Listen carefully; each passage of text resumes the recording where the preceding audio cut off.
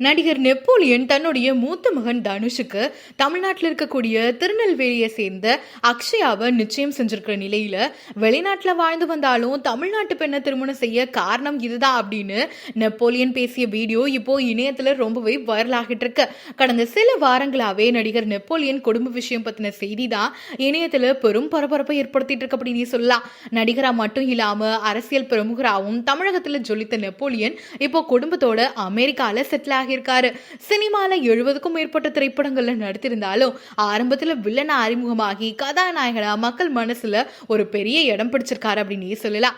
மூத்த மகன் தனுஷுக்கு 4 வயது இருக்கும் போதே தசை சிதைவு நோயால பாதிக்கப்பட்டு வந்த நிலையில அவருக்கு பல்வேறு சிகிச்சைகள் அளித்தும் அதுல பெரிய அளவுல முன்னேற்றம் இல்லாதனால அமெரிக்காவிலேயே குடும்பத்தோட செட்டில் ஆகி அங்கேயே பிசினஸும் செஞ்சுட்டு இருக்காரு.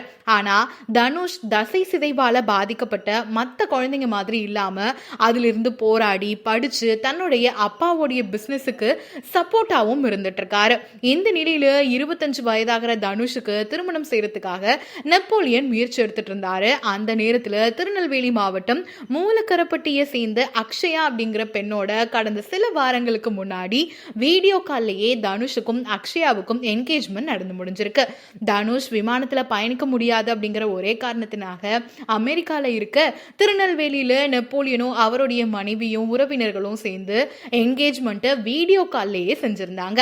இணையதளத்துல இது பெரிய அளவுல விமர்சிக்கப்பட்டு வந்துட்டு இருக்கு அப்படின்னே சொல்லலாம். இந்த கல்யாணம் குறித்து நிறைய பேர் நிறைய விஷயங்களை ஷேர் பண்ணாங்க அப்படின்னே சொல்லலாம். ஏன்னா தனுஷ் அக்ஷயா 2 பேரும் ஆரம்பத்தில் வீடியோ கால் மூலமாக பேசி அவங்க ஒரு புரிதலோட தான் கல்யாணம் பண்ணியிருக்காங்க.